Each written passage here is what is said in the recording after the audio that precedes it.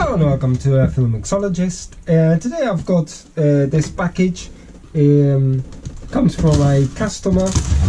So this is going to be, I should find 2 carbs on this package. So this is going to be a double autopsy. So see what I've got in here.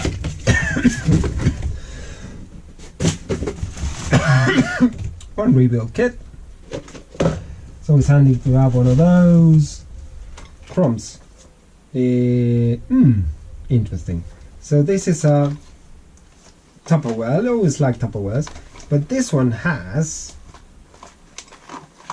this little unit here, which is the throttle lever. So okay, onwards and upwards. Whoa. Okay. Haha. Okay. Let's have it. Whoa. Okay, so this is a list 8007. So this is a 390 CFM carb. Actually, this looks pretty good.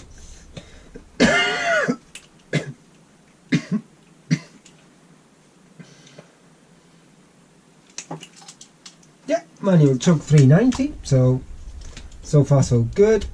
I think the problem with that unit is the base plate. Bump arm for the fuel transfer tube. Whoa. Okay, so let's have a look. It's just paper. Let's chuck it down. Okie dokes. So another carb body. This time it's a 600 CFM unit.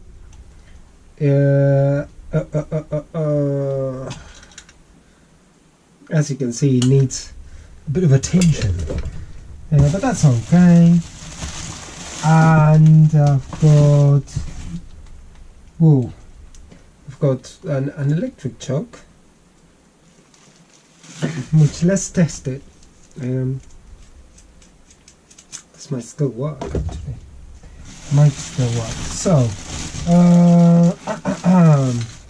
a primary fuel bowl with the with this broken, but that's fine. Got spares, so that's all right. And I should then have, look, this is a pump arm. For the accelerator pump, it's important. So I've got some throttle plates here.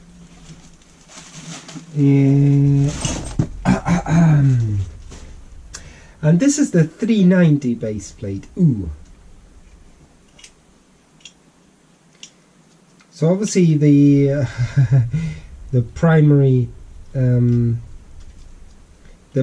shaft has been kind of lopped off. So that's going to need a bit of attention. The secondary shaft seems okay. I'm a bit worried about the condition of this unit here because of all this material here. I have to see if I can clean it.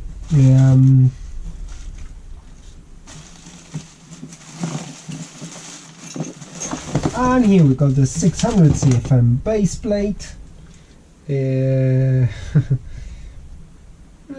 This unit will come back around.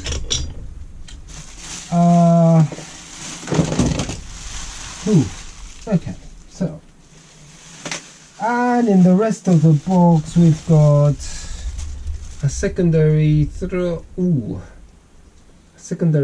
plate for the 600 CFM one, and I can see right now that this is a bit bent, shall we say, but it's fine. I've got spares, so that should be okay. This is a linkage, and obviously, unfortunately,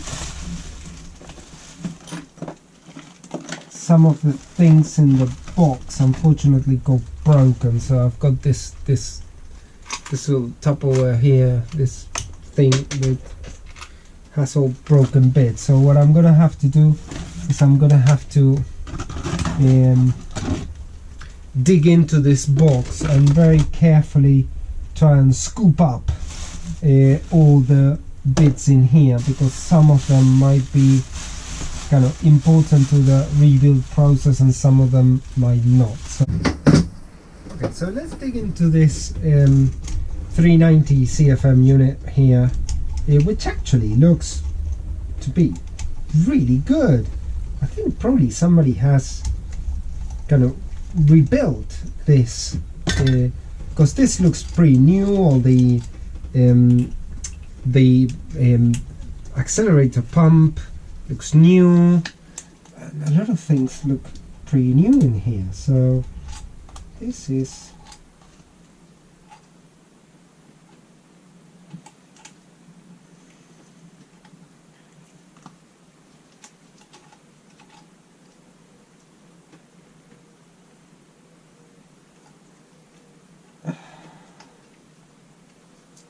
okay. So let's have a look.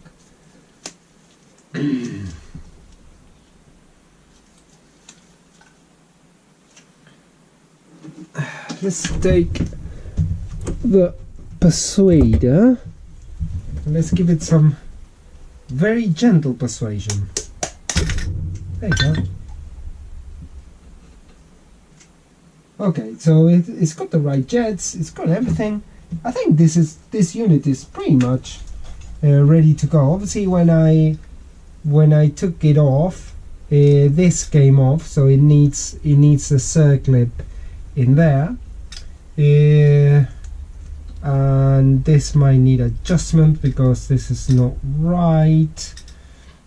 But other than that, I think it should be fine. What I need to do is obviously a secondary now to make sure that it is adjusted, but so far it seems to me that this 390 CFM carb, the only thing needs doing really is this base plate needs attention.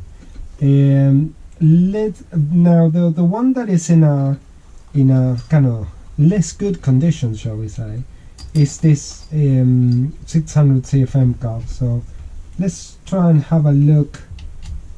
What's the condition of the secondary fuel bowl in here? So the condition of the secondary fuel bowl in this 600 CFM carb is actually not too bad. It does have a bit of kind of dirt at the bottom of the fuel bowl, but that's a bit common. This is also a bit worrying. This area here, it came with this kind of fashion plug for some reason. I think we might need to put a bit of epoxy on top of it, or just change the fuel bowl.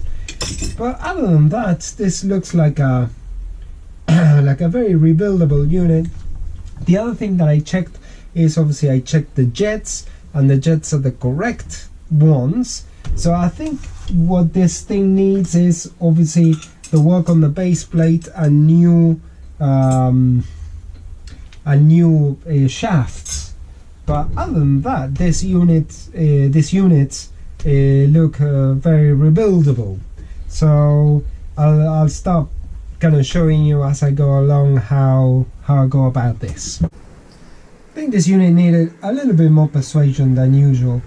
So what I've done is I've obviously wedged this in, and then I turn it around and very gently tapped it with a screwdriver. And when I say gently, I do really mean gently, because what you don't want is to damage the unit. Obviously we're trying to recycle this. There you go, and you see once you take it out, it becomes relatively easy to just disassemble the whole unit.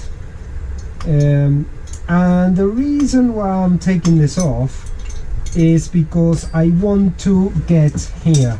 So I want to inspect the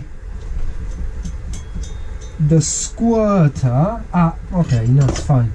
Because one of the things I suspected was that the squirter was missing its check valve, which it isn't. So this is okay. So now this needs to go into the ultrasonic cleaner and cleaning process has to begin. So here we are on the ultrasonic cleaner. As you can see, I've got 2 base plates, the 600 CFM and all sorts of bits, using the Carb Rebuilder's secret weapon, truck wash. I guess it's not secret anymore because I've told you, but nevertheless, it's time to get the ultrasonic cleaning on. Okay, so whilst the bits are in they're marinating in the ultrasonic cleaner, which they need a bit more marination, I started on this 390 unit, and basically what I did is I pull it all apart, because now that I've got it here, I might as well just make sure that everything is in order, which I mean mostly was. There was just this little circlip missing in both the primary and the secondary as well. Again, this is stuff that happens to me sometimes, that these are very kind of parts that you can forget quite easily. So now they are done. The important bit about the circlips is that they keep the float from coming apart, and if the float comes apart, then the carb floods, so it's a bit of a disaster. Another part that is quite easy to miss, that was missing, was this, which is a cork gasket that goes in the vacuum pod, and this is quite important for the operation of the carb. So you need to make sure that when you install one of these, that cork gasket is always there, because it makes the union between the body and the vacuum pod gas tight, and therefore it helps the operation of it. And there is another one also that I need to mention, which is quite important. Let me just put this in like so, nice and tight.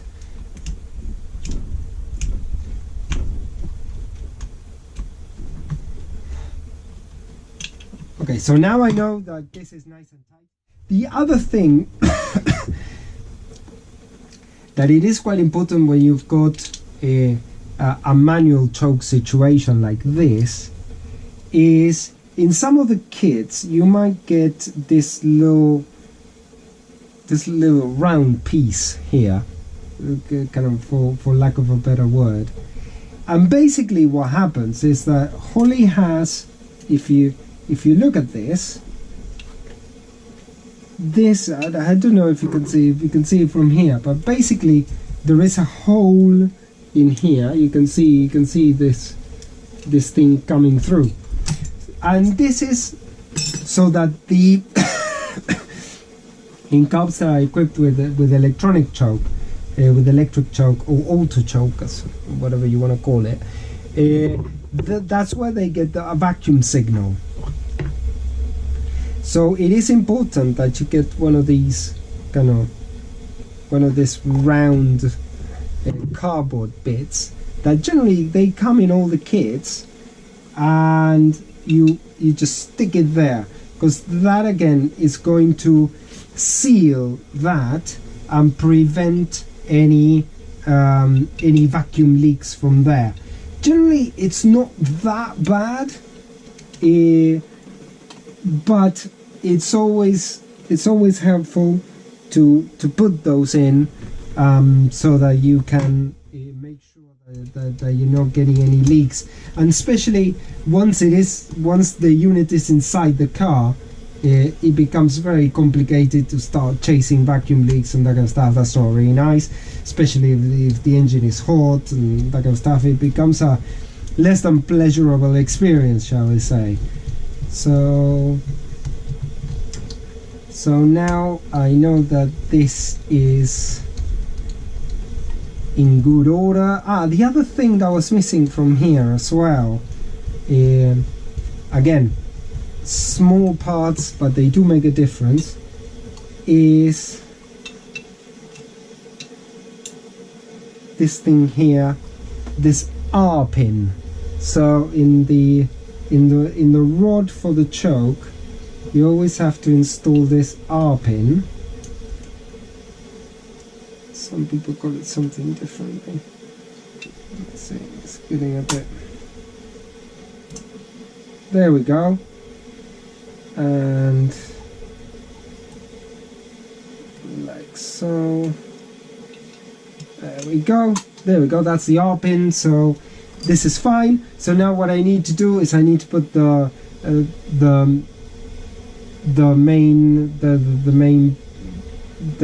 primary and secondary fuel bowls and metering block, and that's it. So the basics of the unit is done, and then I need to start working on the base plate.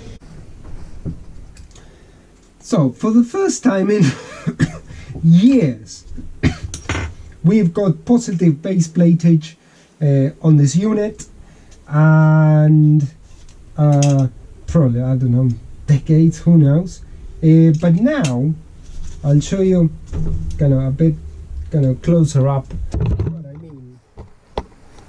As you can see here, let me open the primaries. I don't know if you can see it there. There is a touch of a step between the throttle plates, the body there, but this step is minimal really, and crucially the the body and the throttle plates don't interfere with each other in the primary and the secondary. So this unit is ready to go. So what I was going to say is the only thing left for me is now I just need to kind of reassemble the unit and get it ready to send it to the customer and install it in the car. But that will be another episode. So I'll see you on the next episode.